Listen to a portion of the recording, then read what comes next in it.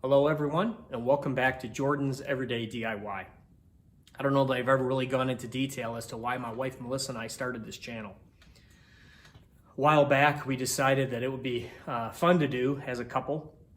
My wife is incredibly talented at doing decorating, understanding colors, patterns, and she's just very good at it. She decorates our house. She's been paid to decorate some other homes and rooms and do design work like that.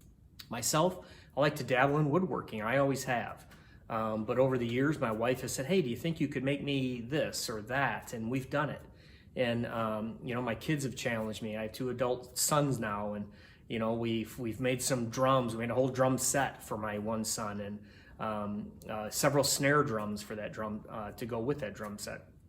I've made an electric guitar, recently made an acoustic guitar for my other son, and that's what I'm going to work on now is another acoustic guitar. I really enjoyed making that, made a ton of jigs along the way, so I'd like to make another one and kind of go through that. And that's this project that I'm going to walk you through, but I've never really discussed with you guys why in the world we started this channel, and it's because that we're everyday people just like you. I've had no official wood training of any kind. I'm not a union carpenter, haven't been through a trade school.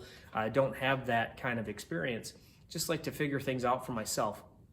May not always do it right, but our hope in this channel is that it inspires you to just try things. You don't have to be certified in something, have a degree in something to just try it. And that's our hope in this channel, is that it inspires you guys to try some new things. So, like I said, this particular one coming up, we're going to work through making another acoustic guitar. So I hope you enjoy it, and tune into our channel, hit that subscribe button, and stay blessed. Okay, so today, got a couple of really nice pieces of walnut here, book match that we veneered. We're going to do, you can see that, just beautiful. I want to use this on either soundboard or the back of a guitar. So I want to try to get these edges as flat as I can so I can glue these together. So what I want to do is I want to get these clamped together, run them through a joiner like this, get it nice and flat so that I can glue those up and start to make a soundboard or like I said, the back of a guitar. I'm not sure yet how I'm going to use this one. So let's get these clamped together, start running through the joiner, see how flat we can get this.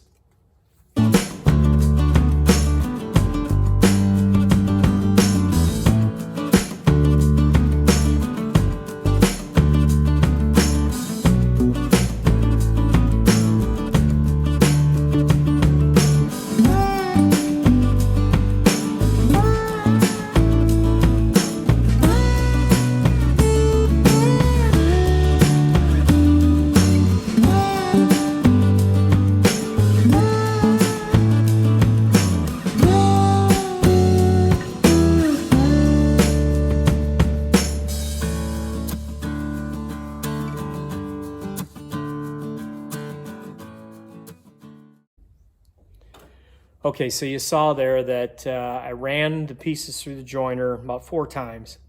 I think I had my joiner set roughly at like a 64th or so. So I was just taking off just a little bit at a time, but I don't want to take off a lot of material either because I don't want to get away from that book match, that nice book match in the middle. So did that. What I'm going to try to demonstrate now with this camera, if I can, is I have a good straight edge here on my bench.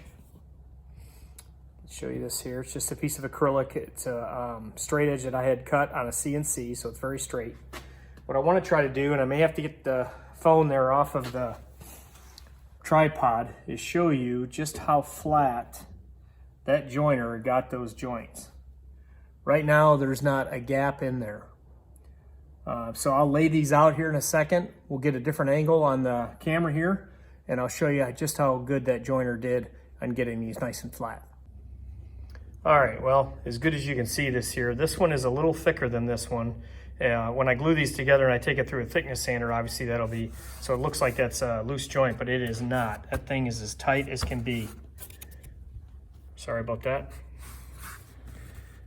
It's hard to do with one hand, but that thing is as tight as can be. Good joint. So what I'll do now is I'll get this glued up, get a rough body size traced out on it, get that rough cut, Then I'll have either, like I said, a soundboard or a back of a guitar, and we'll get bracing and everything put on that when I decide which piece it'll be.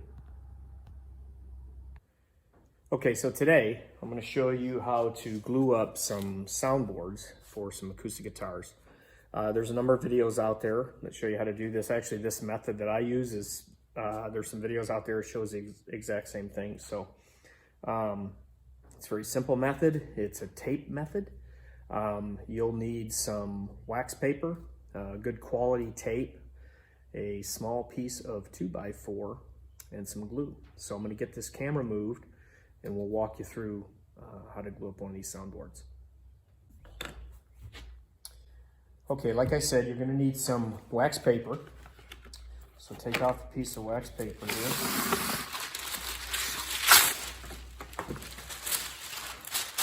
Lay it out on your bench.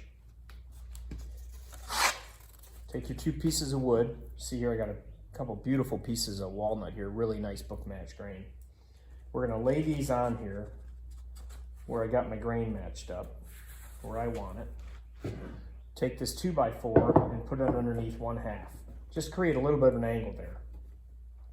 So what we're going to do now is we're going to take some tape, rip about 4-inch long pieces or so, maybe 5-inch. I'm going to put my thumbs about 1/2 of an inch off the center line, off the glue line, and I'm going to push this down. From there, I'm going to pull out with my thumbs.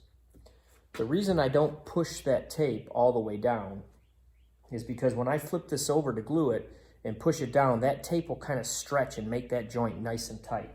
So you don't want to push it all the way down into the actual joint. So I'm going to tear these off. I'm going to go about every 2 inches or so. So we'll wind up with 10 or so on here, and then we'll go from there. Again, there's several methods out there that show how to glue soundboards up. And this is just one that I happen to like. It's fairly easy to do. Seems to do a really good job.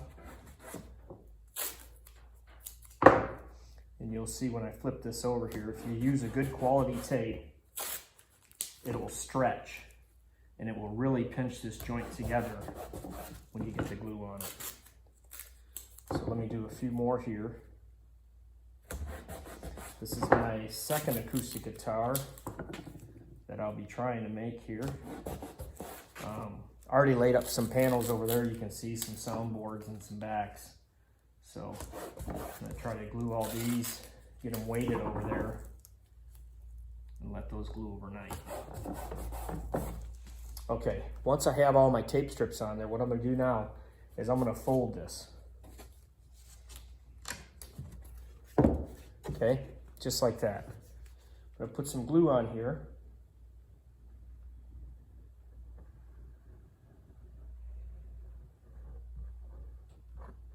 You want to make a couple passes on the glue. Make sure you get it on there nice and good. I just use my finger, go along, make sure you got all the surfaces nice and covered with some glue.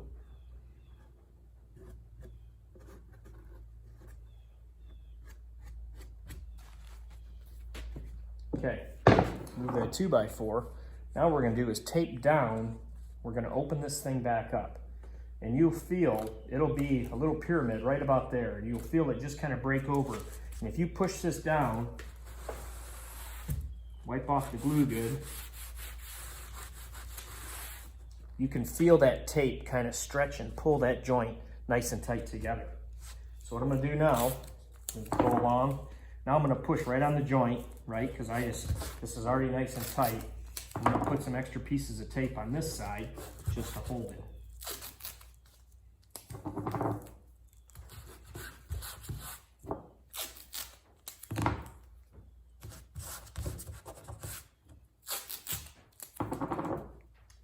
I'll flip this over here in a second. Fold that piece of wax paper in half to lay it on the joint so I can lay it on those others and weight it down. And then clean off the glue on the back side. Of course, these panels are not finished sanded.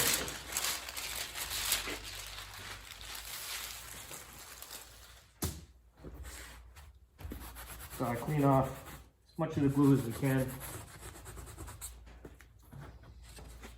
There you have it, a nice tight joint on there. So I'll lay these over here, put a little weight on that,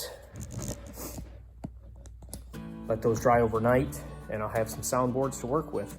Get them trimmed out after that. I'll close trim them to the shape that I'm doing.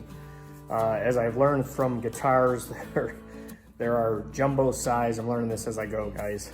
There's jumbo size, there's classical size, there's parlor size guitars. When I did this, my son had a jumbo already, one or two of them. He's got a parlor size. I thought, well, I'm just gonna make one in between.